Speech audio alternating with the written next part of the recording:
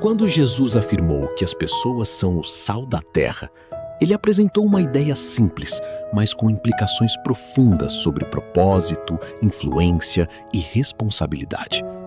Esse ensinamento faz parte do Sermão do Monte, onde ele descreve princípios práticos para uma vida coerente com valores espirituais. Naquele contexto histórico, o sal tinha uma função essencial.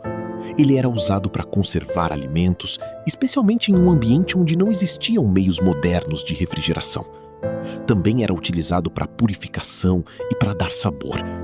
Isso significa que o sal não era apenas um complemento, mas algo necessário para manter a qualidade e a utilidade de outras coisas. Ao usar esse exemplo, Jesus estabelece uma comparação direta. Assim como o sal influencia aquilo em que é aplicado, as pessoas também influenciam o ambiente onde estão inseridas. Essa influência não depende de posição social, reconhecimento público ou visibilidade. Ela acontece de forma prática, nas atitudes e decisões do dia a dia. A ideia central não é chamar atenção, mas gerar impacto. O sal não altera sua própria natureza para se adaptar ao ambiente. Ele mantém sua composição e, por isso, transforma o que está ao seu redor. Esse ponto é fundamental. A influência verdadeira não vem da adaptação total ao contexto, mas da consistência interna. Na prática, isso significa que valores precisam ser mantidos mesmo quando não são populares.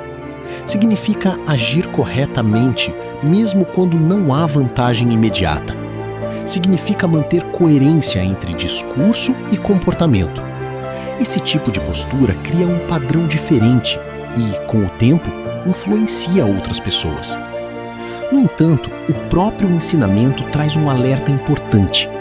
Jesus diz que, se o sal perder o sabor, ele deixa de cumprir sua função. Essa é uma observação direta sobre a possibilidade de perda de essência. O sal, ao se misturar com impurezas, poderia se tornar inútil, e, quando isso acontecia, ele era descartado. Aplicando isso à vida prática, é possível perceber que a perda de essência também ocorre de forma gradual. Não é uma mudança brusca, mas um processo contínuo de pequenas concessões. São decisões aparentemente simples que, somadas ao longo do tempo, alteram o comportamento e a forma de pensar. Isso pode acontecer quando a pessoa deixa de priorizar aquilo que considera importante, quando valores são flexibilizados com frequência, quando decisões são tomadas com base apenas em conveniência, ou quando há uma tentativa constante de se ajustar completamente ao ambiente para evitar conflitos. O resultado desse processo é previsível. A diferença entre a pessoa e o ambiente diminui até desaparecer. A capacidade de influenciar é substituída pela tendência de acompanhar. Nesse ponto, o propósito inicial deixa de ser exercido. Esse é o momento em que o ensinamento se torna mais relevante. Ele não serve apenas como descrição, mas como ponto de verificação. Ele permite uma análise objetiva. Existe coerência entre aquilo que é acreditado e aquilo que é praticado? Responder essa pergunta exige sinceridade. Não se trata de avaliar intenções, mas ações concretas. O comportamento diário reflete os valores reais, independentemente do que é declarado. Por isso, a análise precisa ser prática. É importante observar como decisões são tomadas em situações comuns, como a pessoa reage a pressões, como lida com dificuldades, como trata outras pessoas e quais prioridades estabelece. Esses elementos mostram se a essência está sendo mantida ou não. Ao mesmo tempo, o ensinamento não tem como objetivo gerar condenação, mas direcionamento. O fato de existir a possibilidade de perda de essência implica também na possibilidade de recuperação. O ponto central está na decisão de ajustar o caminho. A recuperação não acontece de forma automática, mas por meio de ações consistentes. O primeiro passo é reconhecer a necessidade de mudança. A partir disso, é necessário alinhar comportamento com valores de forma prática. Isso inclui revisar hábitos, ajustar prioridades e retomar práticas que fortalecem a consistência interna. Pequenas mudanças, quando aplicadas de forma contínua, geram resultados significativos. A influência começa a ser reestabelecida de maneira gradual. O impacto volta a acontecer, mesmo que de forma discreta.